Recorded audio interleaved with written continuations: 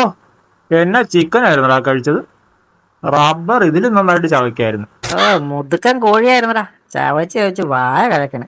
അത് മാത്രമല്ല, ഞാനൊരു പീസ് ചോദിച്ചപ്പോഴേ ആ വിളമ്പന്നവന്റെ ഒരു നോട്ടം കാണാനുണ്ട്. എന്നിട്ട് നിനക്ക് ചിക്കൻ പീസ് തന്നില്ലേ? തന്നു പിന്നെ തരാതെ. പക്ഷേ ആ റൈസ് വിളമ്പന്നവനുണ്ടല്ലോ, അവൻ മാഞ്ഞ.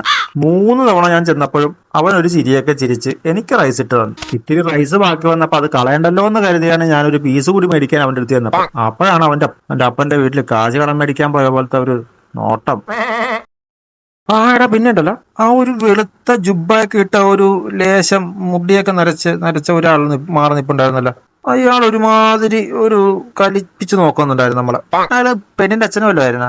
ഏത് പെണ്ണിന്റെ? എടാ, നമ്മളിപ്പോ പോയി ഫുഡ് കഴിച്ചില്ലേ, ആ കല്യാണത്തിന്റെ കാര്യം ഞാൻ പറഞ്ഞു. എടാ കോപ്പ, അത് കല്യാണമൊന്നും അല്ലായിരുന്നു. അതെ, ഇത് ഏതോ ഒരു കിളവന്റെ ആണ്ടടി യന്ത്രമായിരുന്നു. ഇവിടെ നാറി. എന്നിട്ട് നീ എന്തുകൊണ്ടാണ് ആദ്യം പറഞ്ഞ എന്താ? എടാ, ഞാൻ കൈ കഴുകി തിരിഞ്ഞു നോക്കുമ്പോ കസേരയിൽ ഒരു കിളവന്റെ പഴവും വെച്ച് മാലയിട്ട് ചന്ദനത്തിരിയും കത്തിച്ച് വെച്ചിട്ടുണ്ടായിരുന്നു. അപ്പോഴാണ് ഞാനും പറഞ്ഞത്. അതാ ഞാനും വിചാരിച്ച്. ഊണ് കഴിക്കുമ്പോ ആരും ചോദിച്ചില്ല പെണ്ണിന്റെ ആളാണോ ചെക്കന്റെ ആളാണോ എന്ന്.